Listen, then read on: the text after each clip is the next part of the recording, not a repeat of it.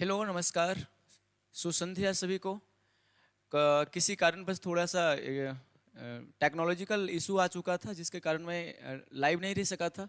पुनः फिर से जुड़िए आप सभी, फिर से जुड़िए सभी सब फिर से। चलिए, बहुत अच्छा।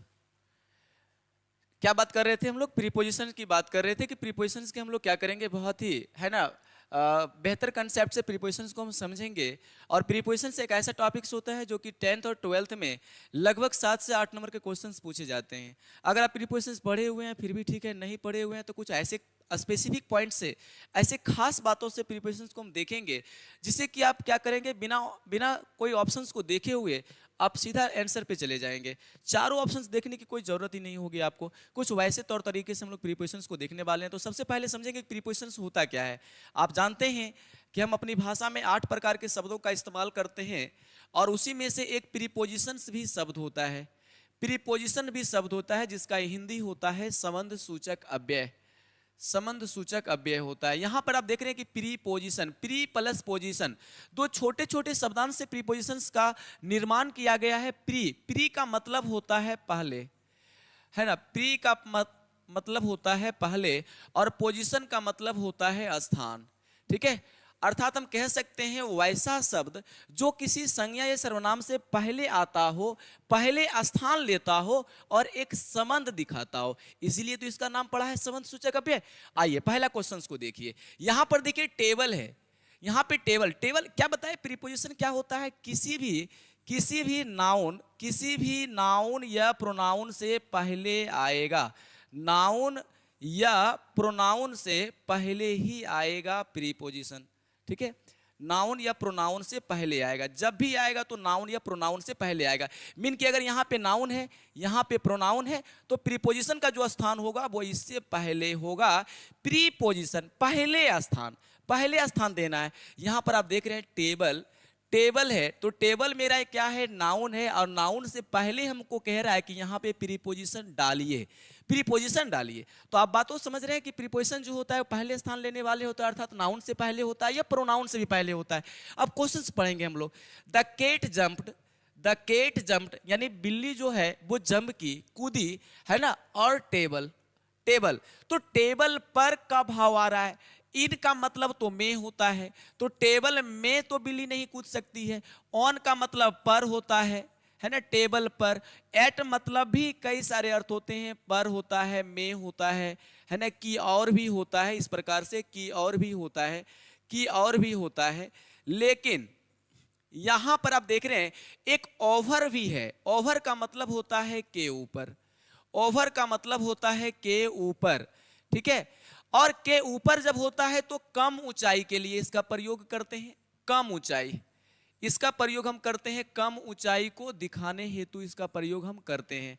ज्यादा ऊंचाई जब करना होता है तो हम एभव का प्रयोग करते हैं, है ना। एभव, एभव का मतलब भी क्या होता है, के ऊपर होता है, और ये करते हैं हम क्या, ज्यादा ऊंचाई के लिए। समझेंगे थोड़ा सा, के ऊपर, के ऊपर। लेकिन फर्क बस इतना है कि ज्यादा ऊंचाई के लिए, ज्यादा ऊंचाई के लिए, किसके लिए, ज्यादा ऊंचाई के लिए। एक सेकेंड, ज्यादा ऊंचाई के लिए, ज्यादा ऊंचाई। ठीक है, ज्यादा ऊंचाई मैं बताने का तो तुरंत बता देता आप लोगों को, लेकिन समझाकर मैं बता रहा हूं, इसलिए थोड़ा सा समय लगेंगे, बने रहिए आप लोग। ओवर का मतलब भी के ऊपर और एभव का मतलब भी के ऊपर। प्रीपोजिशन में कंसेप्ट को ही ध्यान में रखना होता है। प्रीपोजिशंस में जब आगे बढ़ेंगे तो एक सिमिलर, एक जैसे शब्द का, एक जैसे ही सेंस का कई सारे प्रीपोजिशंस होते हैं, लेकिन आपको कंसेप्ट बेस पे चीजों को समझना है। तो बिल्ली जो कूदी है ना, टेबल के ऊपर कूदी है, और टेबल का ऊंचाई बहुत ज्यादा नहीं होता है, वो कम होता है। हम कहें कि बेंच के ऊपर, हम अपने सर के ऊपर, सर के ऊपर एक पंखा है, तो सर के ऊपर एक पंखा है तो ऑब्वियसली कितनी सी ऊंचाई की बात की जा रही है, अनुमानित ऊंचाई है, कम ऊंचाई की बात हो रही है। लेकिन हम कहें कि बादल के ऊपर एरोप्लेन है, पेड़ के ऊपर से चिड़ियां उड़ रही है, तो ये ज्यादा ऊंचाई है, अनुमानित ऊंचाई नहीं है, मीन की ज्यादा ऊंचाई है। तो जब ज्यादा ऊंचाई होता है तो एभव का प्रयोग करते हैं। यहां पर बिल्ली जो कूदी है वो टेबल पर कूदी है। यहां पर आप ऑन भी लगा सकते हैं, लेकिन बिल्ली जो कूदी है वो उसमें एक मोमेंट हुआ है कि इस प्रकार से कूदी है। तो इस प्रकार से जब फेंसिंग करने का कोई मोमेंट दिखाता हो तो वहां पे आप ओवर का प्रयोग करते हैं, है ना। बहुत सारे लोग आपको मिलेंगे कहेंगे कि ऑन लगा दीजिए। ऑन का मतलब होता है पर, मीन की विराम की अवस्थिति में अगर रखा हुआ है, इस प्रकार से अगर कोई चीज ऐसे रखा हुआ है पर, तो वहां पे ऑन का प्रयोग हम करेंगे। तो बिल्ली इस प्रकार से रखी हुई चीज नहीं है, वो कूदा है, एक मोमेंट हुआ है, तो पर के स्थिति में हम क्या लिखेंगे, ओवर का प्रयोग करेंगे। समझ गए। नेक्स्ट चीजों को देखेंगे हम। दूसरा क्वेश्चन है सी इज इंटरेस्टेड। ओके, यहां पे देखिए इंटरेस्टेड होना चाहिए, थोड़ा सा इंटरेस्टेड। सी इज इंटरेस्टेड मतलब कि उसे बहुत रुचि है, उसे क्या है, रुचि है, इंटरेस्टेड है। जैसे कोई भी चीज आप जानते हैं कि हम लोग किसी चीज में इंटरेस्टेड हैं, तो सी इज इंटरेस्टेड। और क्या है यहाँ पे, लर्निंग न्यू लैंग्वेज, नए नए भाषाओं को सीखने में क्या है, वो इंटरेस्टेड है। तो इंटरेस्टेड इन होता है। ये सीधा याद रख लीजिए कि जब भी इंटरेस्टेड होगा तो इंटरेस्टेड के साथ क्या रहेगा, इन रहेगा। ये बात आप याद कर लीजिए, है ना। इंटरेस्टेड इन ही होता है, जब कभी भी होगा, जैसे भी होगा, जहां आप इंटरेस्टेड देखते हैं तुरंत वहां पे क्या लगाना है, आपको इन लगाना है। मैं यही बात बता रहा हूं ना कि प्रीपोजिशंस अगर आप पढ़े हुए हैं तो ठीक है, नहीं पढ़े हुए हैं तो हम आपको क्या बताने वाले हैं, वर्ब बताने वाले हैं। वर्ब के साथ क्या होते हैं, प्रीपोजिशन, खास प्रीपोजिशंस का एग्रीमेंट किया हुआ है कि जब अगर वो वर्ब आएगा तो उसके साथ सेम वही प्रीपोजिशंस आएंगे। ठीक उसी प्रकार से जहां जहां भी इंटरेस्टेड आएंगे वहां पे इन ही आएगा। नेक्स्ट है, दूसरे क्वेश्चंस को देखेंगे। अराइव्ड है ना, ही अराइव्ड, वह पहुंचे या पहुंच गया, ऐसा कुछ भाव आ रहा है यहाँ पे। और यहाँ पर है स्टेशन, यहाँ पर देख रहे हैं कि नाउन है और नाउन से पहले हमको प्रीपोजिशंस का मांग कर रहा है, क्या चाहिए। यहाँ पर देख रहे हैं बाबू कि एट मतलब है, और यहाँ पर इन है, और ऑन है, और टू है। यहाँ पर देख रहे हैं कि एट स्टेशन, यहां पर आप देख रहे हैं कि एट का प्रयोग, एट का प्रयोग हम कब करते हैं, एट, एट होता है और ऑन होता है। ऑन का मतलब क्या होता है, पर होता है, तो स्टेशन पर। ठीक है, इस प्रकार से यहां पे अगर हम ऐसा देते हैं तो ये एक स्पर्श की स्थिति को दिखाने का, है ना, क्या करता है, बोध करता है। तो ऐसा नहीं लिखेंगे। जब भी कोई छोटे छोटे जगहों पे आप पहुंचने की बात करते हैं, स्टेशन पे, बस स्टेशन पर, या स्टेशन पर, या एयरलाइंस पर, तो वहां पर आप क्या देते हैं, एट देते हैं। ये पहुंचने की बात हो रही है, यहां पे एट का प्रयोग हम करेंगे। At the station, at the airlines, या एट द बस स्टैंड, इस प्रकार से बात करते हैं। ऑन का प्रयोग कब करते हैं, पर के स्थिति में। जैसे कि आपको पता है कि इस प्रकार से कोई टेबल है, टेबल है और टेबल पे सपोज कीजिए कि कोई सेब रखा हुआ है, इस प्रकार की बातों के लिए आप ऑन का प्रयोग करते हैं। बिल्कुल, है ना। क्या होता है, एक स्पर्श की स्थिति दिखाता है और विराम का स्थिति रहता है, वो रुका हुआ रहता है। यहाँ पे मोमेंट हो रहा है, इस प्रकार से छोटे जगहों में। यहाँ पे क्या होता है, इसका मतलब पर भी होता है और में भी होता है। एट मतलब पर भी होता है और में भी होता है। तो क्या देखेंगे हम कि छोटे छोटे जो जगह होते हैं उसमें हम एट का प्रयोग करते हैं, और बड़े बड़े जब जगह हो जाएगा, देश महादेश का जब नाम आता है या राज्य का नाम आता है, तो वहां पे हम क्या करेंगे, इन का प्रयोग करेंगे। यहाँ पे एट द स्टेशन, ठीक है, क्योंकि ये क्या है, एक कोई खास पॉइंट का नाम आ रहा है, कोई खास लोकेशंस का नाम आ रहा है कि स्टेशन पे वो पहुंचे हैं, इस प्रकार से। अगला क्वेश्चन देखिए, अगला है, यहां पे देखिए, सीधा है कि वी विल मीट, हम लोग मिलेंगे। हे बाबू, सीधा समझिए कि नून, नून का मतलब दोपहर, दोपहर में मिलेंगे। यहां पे सीधा इसके साथ एग्रीमेंट है, एट नून ही होता है। क्या होता है, एट नून होता है, यानी दोपहर में। याद रख लीजिए इसको, कोई कंफ्यूजन नहीं रखिए, बस याद रख लीजिए एट नून होता है, एट नून। अगला क्वेश्चन देखिए, अगला क्वेश्चन क्या है, द बुक इज, है ना, डे सेल्फ। यहां पर देखिए सेल्फ, यानी सेल्फ पे रखा हुआ है, अलमीरा टाइप का कुछ है, उस पे रखा हुआ है। मैं कब से बता रहा हूं कि ऑन का मतलब पर कब होता है, कब होता है, जब कोई वस्तु विराम की स्थिति में रखा हुआ हो, है ना, विराम की स्थिति में, विराम की स्थिति में जब कोई वस्तु रखा हुआ हो और पर का भाव आ रहा है, पर का भाव आ रहा है, तो वहां पर हम क्या देंगे, ऑन का प्रयोग करेंगे। तो बुक जो रखा हुआ है वो किसी सेल्फ में रखा हुआ है, वो विराम की अवस्थिति को बोध करा रहा है, तो यहां पे हम ऑन का प्रयोग करेंगे। नेक्स्ट देखिए, नेक्स्ट क्या मेरा है, I will finish the project Friday. वाह, फ्राइडे यहां पर देख रहे हैं आप, समझिए पहले, ऑन का मतलब क्या होता है, ऑन का दो अर्थ होता है, एक तो मेरा पर होता है और दूसरा मेरा क्या होता है, दूसरा मेरा को होता है, को। हे बाबू, अभी आप जस्ट बता रहे थे कि पर का इस्तेमाल हम कब करते हैं, जैसे टेबल पर, ऑन द टेबल, बेंच पर, ऑन द बेंच। और ऑन का मतलब को भी होता है, जब कोई समय है ना, समय या दिन के नाम के अंत में अगर को लिखा हुआ हो तो वहां पर भी हम ऑन का मतलब क्या समझते हैं, को समझते हैं। यहां पर क्या है, फ्राइडे को यानी शुक्रवार को, तो शुक्रवार के लिए हम क्या करते हैं, ऑन का प्रयोग करेंगे। ठीक उसी प्रकार से हम कहें शनिवार को, अगर हम लिखना हो हमको शनिवार को, देखिए यहां पे शनिवार को लिखना हो तो प्रीपोजिशन का स्थान पहले होगा, इसको इधर लेके चलना है, इसको इधर लेके चलना है, और को का अंग्रेजी क्या होना चाहिए, यहाँ पे ऑन होना चाहिए, और सैटरडे लिखेंगे तो हो जाएगा मेरा शनिवार को। ठीक है, ये मेरा शनिवार को हो जाएगा। बात को ध्यान से समझिए, समझ गए। तो यहाँ पे ऑन फ्राइडे है। अगला देखिए, अगला क्या है, द कीज आर ड्रॉवर्स। आपको पता है कि ड्रॉवर्स किसे कहते हैं, इस प्रकार से दुकान वगैरह में देखते हैं जिसमें कि पैसा रखा जाता है। तो ड्रॉवर्स में चाबी रखा हुआ है, की का मतलब है चाबी। आपको पता है कि की का मतलब चाबी होता है, और चाबी जो रखा गया है वो एक ड्रॉवर्स में रखा गया है, इस प्रकार से। तो ड्रॉवर्स में रखा गया है। ऑन मतलब तो मैंने पर बताया था, ड्रॉवर्स पे पैसा चाबी हो नहीं सकता है।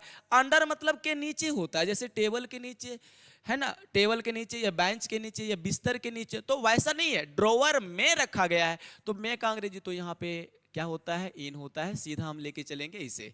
ठीक है, एट का प्रयोग यहाँ पे नहीं करेंगे, आगे करेंगे, बताएंगे आपको कैसे होता है कंसेप्ट में। ठीक है, देखिए यहाँ पे सी वॉक्ड, हुआ जो है सी वॉक्ड, वॉक्ड मतलब टहलना होता है, आप जानते हैं। और यहाँ पे स्ट्रीट है, स्ट्रीट का मतलब है गली, है ना, स्ट्रीट का मतलब गली होता है। आपको पता है कि गली जो होता है वो थोड़ा सा रास्ते के अपेक्षा, रोड के अपेक्षा थोड़ा सा क्या होता है, वो थोड़ा सा नैरो होता है, कंपैक्ट होता है, छोटा होता है। जो हमारे गांव मोहल्ले के रास्ते होते हैं उसको गली कहते हैं। तो वह जो वॉक की है, वो जो टहली है, वो कैसे टहली है, एलोंग का मतलब के साथ में होता है। तो गली के साथ टहलने की बात नहीं हो सकता है, गली के साथ कौन टहलता है। एक्रॉस का मतलब होता है के उस पार, के उस पार, के उस पार। ठीक है, तो ये जो है गली के उस पार वो चली गई, यहाँ पे एक्रॉस का ही इस्तेमाल होना चाहिए। यहाँ पे हम क्या लिखेंगे, बी का प्रयोग करेंगे, बी का प्रयोग, एक्रॉस, एक्रॉस द स्ट्रीट। आगे देखिए, ही इज सिटिंग, है ना, ही इज सिटिंग, वह बैठे हैं। और हिज डेस्क, हिज का मतलब यहाँ पे अपना होता है, हिज का मतलब यहाँ पे अपना के सेंस में, क्योंकि आपको पता है कि जब ही सब्जेक्ट हो तो हिज का अर्थ अपना होता है, जब आई सब्जेक्ट हो तो माई का अर्थ अपना होता है, जब वी सब्जेक्ट हो तो आवर का अर्थ अपना होता है। ठीक उसी प्रकार से जब यहाँ पे ही सब्जेक्ट है तो हिज का अर्थ क्या हो गया, अपना। और डेस्क का मतलब तो आप जान ही रहे हैं, टेबल होता है, इस प्रकार से कि वह जो बैठा है वो अपना टेबल पर बैठा है। मैं कई बार बता रहा हूँ कि जो बैठा है उसमें क्या हो रहा है, एक विराम की स्थिति का बोध हो रहा है, तो यहाँ पे पर लगाएंगे, टेबल पर, स्पष्ट हो रहा है। ऑन का मतलब पर, इन का मतलब मैंने क्या बताया, इन का मतलब तो मैंने में बताया। तो में, टेबल में कोई थोड़ी ना बैठता है, टेबल में कोई कैसे बैठ सकता है, नहीं बैठेगा। एट मतलब भी पर होता है, लेकिन इसका कंसेप्ट बिल्कुल अलग होता है। मैं आगे किसी वीडियो में बताऊंगा कि इसका थोड़ा सा अलग कंसेप्ट होता है। तो यहाँ पे सीधा लेके चलेंगे हम कि ऑन होना चाहिए, ऑन, है ना, on his desk. Next, next देखिएगा, नेक्स्ट है the dog jumped the fence, है ना, the dog jumped the fence. Fence का मतलब क्या होता है, जाल होता है, इस प्रकार से जाल या घेरा होता है। हाँ, यहाँ पे इस प्रकार से रहना चाहिए, जाल कहते हैं या घेरा कहते हैं, इस प्रकार से, है ना, जाल वगैरह का जो घेरा बना हुआ रहता है उसको हम क्या कहते हैं, फेंस कहते हैं। तो जो कुत्ता है वो जंप किया है, क्या किया है, वो जंप किया है। फर्स्ट जो क्वेश्चंस हम किए थे इसी प्रकार से कुछ क्वेश्चंस था कि बिल्ली जो है वो टेबल पे क्या की है, वो जंप की थी। ठीक उसी प्रकार से सिमिलर क्वेश्चंस यहाँ पे आ गया है कि डॉग जो है वो जंप किया है यानी कूदा है, और यहाँ पे फेंस नहीं होना चाहिए, फेंस थोड़ा सा यहाँ होना चाहिए और इसके पहले प्रीपोजिशन होना चाहिए। ठीक है, तो यहाँ पर हम क्या लगाएंगे, ओवर लगाएंगे, क्योंकि जस्ट बताए थे कि ओवर द फेंस यानी जाल के ऊपर से या घेरा के ऊपर से, यानी आप जानते हैं कि इस प्रकार से कोई घेरा बना हुआ है, और जो डॉग है वो इस प्रकार से फेंस किया है। अच्छा, के ऊपर का भाव आ रहा है, के ऊपर का भाव आ रहा है, के ऊपर। और आपको बताए थे कि ओवर मतलब के ऊपर, लेकिन कैसा ऊंचाई, कम ऊंचाई, है ना, कम ऊंचाई का प्रयोग जब होता हो। तो कुत्ता जो जंप किया है तो घेरा कितना बड़ा सा होता है, 2-4 फीट का हो सकता है। तो यहाँ पर हम क्या लगाएंगे, यहाँ पे हमारा जो लगना चाहिए इस बीच में लगना चाहिए, ये थोड़ा मिस टाइप है, यहाँ पे लिखेंगे हम ओवर। क्या लिखेंगे, ओवर का प्रयोग करेंगे। एभव का प्रयोग हम कब करते हैं, एभव का मतलब भी ऊपर होता है, ऊपर होता है, लेकिन ये इसी का भाव में होता है कि ऊपर में, लेकिन मतलब क्या हो जाता है कि ऊंचाई थोड़ा सा ज्यादा हो जाता है। एक सेकेंड, एक सेकेंड, एक सेकेंड। हाँ, ऊंचाई थोड़ा सा क्या होता है, ज्यादा हो जाता है। सॉरी, ऊंचाई थोड़ा सा ज्यादा हो जाता है। ज्यादा ऊंचाई के लिए हम प्रयोग करते हैं एभव का, ध्यान रखिएगा।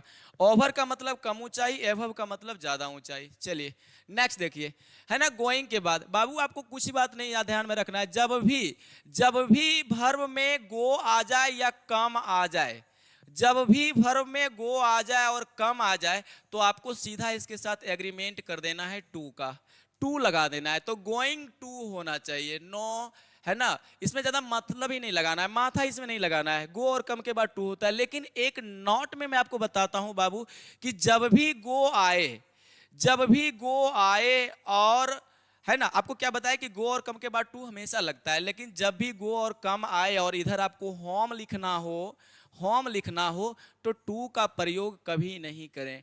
गो होम और कम होम ही आता है। लेकिन अगर हाउस लिखना हो तो फिर टू लिख सकते हैं। बात समझिए पहले, गो और हम, है ना। इनकरेक्शंस में ये क्वेश्चंस पूछा गया है कई बार, है ना। ये इनकरेक्शंस का क्वेश्चंस होता है, बच्चे आमतौर पर इसे गलती कर देते हैं कि गो और कम के बाद उसे टू लगा देना होता है। लेकिन गो और कम के बाद अगर अगर क्या आ गया, होम आ गया, तो आपको कभी भी टू का प्रयोग नहीं करना है। उसके अलावे जितना भी आता है तो going to vacation next week, इस प्रकार से। आगे देखिए, द मीटिंग इज शेड्यूल्ड, यानी मीटिंग को शेड्यूल्ड किया गया है, मीटिंग जो है उसको तय किया गया है। और आपको मैं क्या बताया था, मंडे को, अभी जस्ट बता रहा था कि ऑन का मतलब क्या होता है, ऑन का मतलब पर भी होता है, और ऑन का मतलब क्या होता है, को भी होता है। और किसी भी दिन के अंत में अगर को लिखा हुआ हो, आराम से समझिए आप लोग, तो उसका अंग्रेजी हम क्या लगाते हैं, ऑन का प्रयोग करते हैं। यहां पर मैंने मंडे देखा, मैंने मंडे देखा, कुछ नहीं यहां पे देखेंगे। मंडे से पहले क्या आएगा, ऑन आएगा सीधा। मंडे से पहले क्या आएगा, ऑन आएगा। आगे देखिए, आगे देखिए, आगे क्या है, लुक एट, बहुत सुंदर। यहां पर आपको क्या बताया कि वर्ब के बाद कुछ ऐसे प्रीपोजिशंस होते हैं जिसे आपको देखने की जरूरत ही नहीं पड़ता है, वो सीधा उसके साथ एग्रीमेंट किया हुआ चीज है। जब भी कभी आपको लुक मिलेगा तो लुक के बाद आप हमेशा क्या देंगे, एट का प्रयोग करेंगे। कोई क्वेश्चंस को पढ़ने की जरूरत नहीं है। लुक आया, आप एट लगा के आगे चले जाएं। At, look at, look at का मतलब होता है कि और देखना, है ना। तो सी लुक्ड एट द विंडो, है ना, वो जो है विंडो की तरफ देखी या विंडो की और देखी, ऐसा कुछ भाव आ रहा है। थ्रू वगैरह का प्रयोग नहीं, लुक एट का प्रयोग करेंगे यहाँ पे।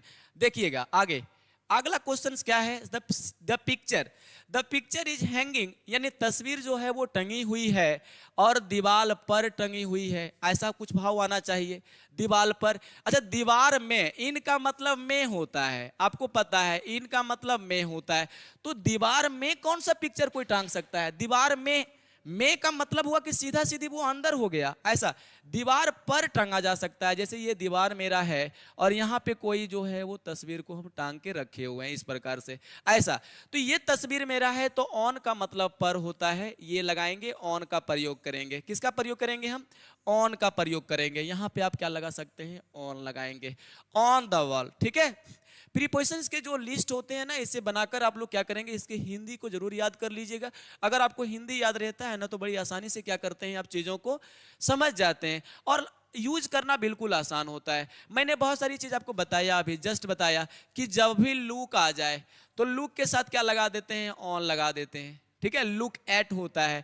जब भी इधर आपका कोई दिन आ जाए, जैसे कि मंडे आ गया, तो मंडे जब आ गया, ठीक है, तो वैसे केसेस में हम क्या लगाते हैं, ऑन का प्रयोग कर देते हैं, ठीक है। आगे पढ़ेंगे, टिल भी हो सकता है मंडे तक ऐसा, लेकिन ये को का भाव देता है। अगला देखिए, 1 सेकेंड, ये देखिए, ही इज गुड एट, ए बाबू आपको बता देते हैं, गुड एट का मतलब होता है अच्छा होना, ठीक है। गुड एट का मतलब माहिर भी होता है, ऐसा। या अच्छा भी होता है। गुड एट, और यहाँ पे कोई भी सब्जेक्ट रह सकता है, यहाँ पे कोई भी सब्जेक्ट रह सकता है, यहाँ पे कोई सब्जेक्ट रह सकता है।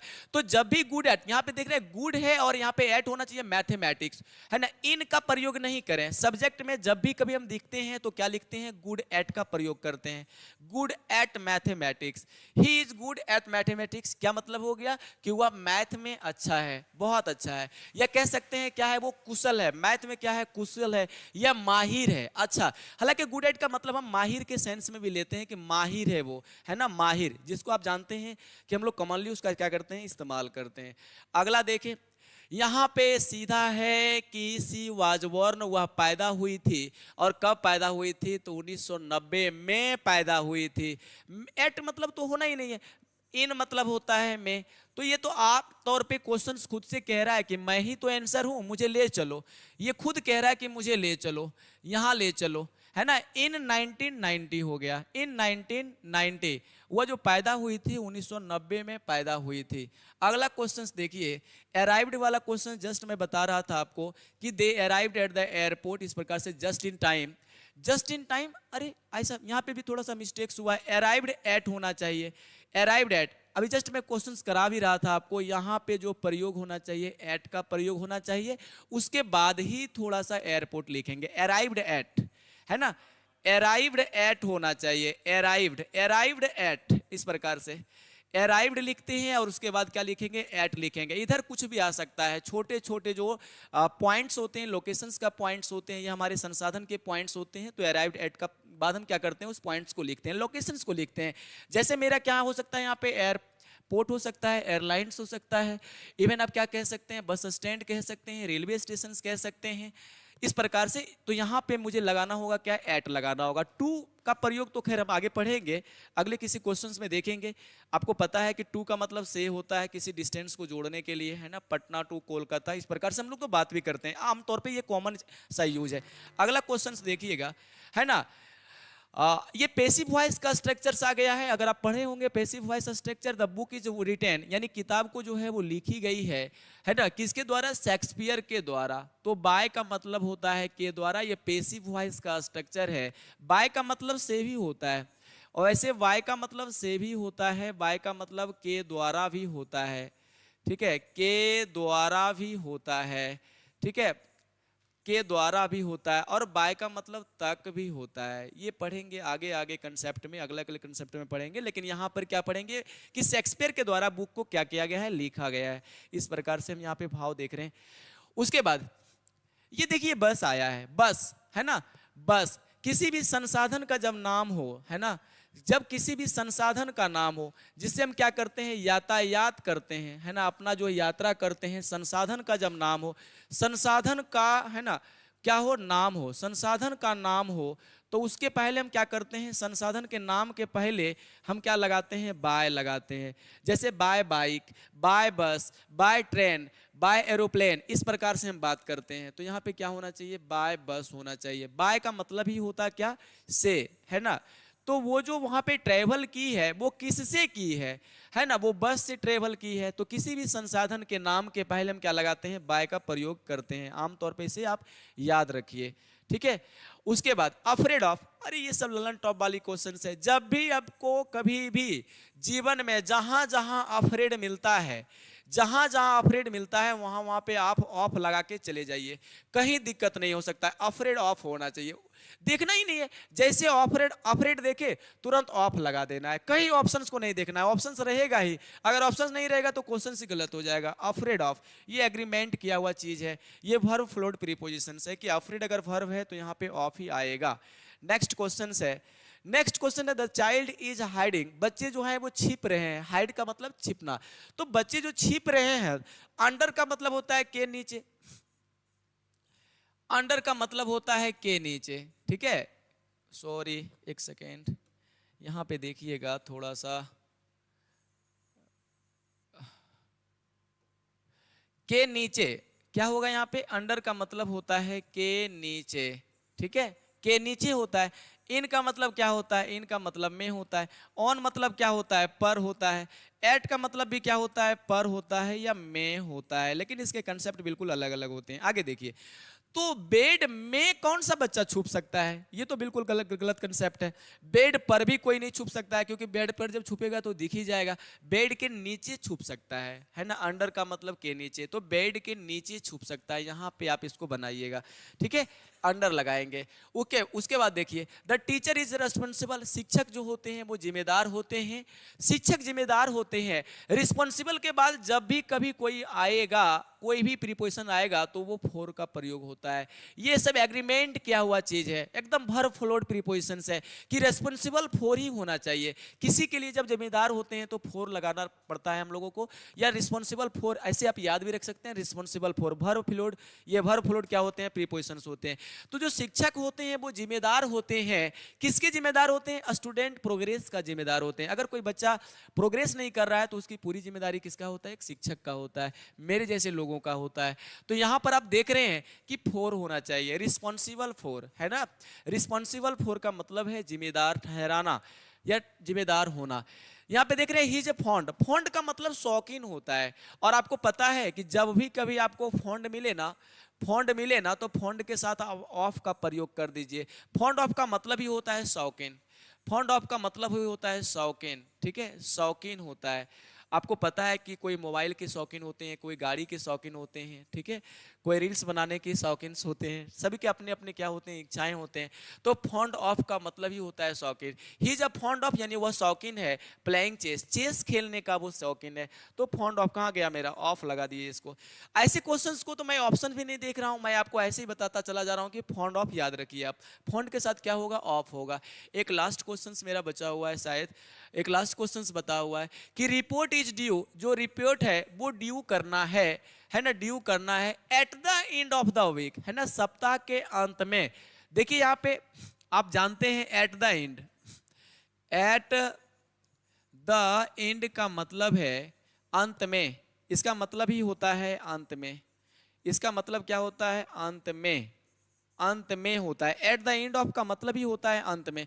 तो एंड यहाँ पे लिखा हुआ है, तो यहाँ पे क्या होना चाहिए? एट होना चाहिए। आप लोग तो बोलते भी हैं eight the and, eight the and, है ना। मूवी वगैरह में भी आप देखते होंगे कि पेज पे ये चीज लिखा हुआ रहता है, एट द एंड। इस प्रकार से चीजों को हम देखेंगे।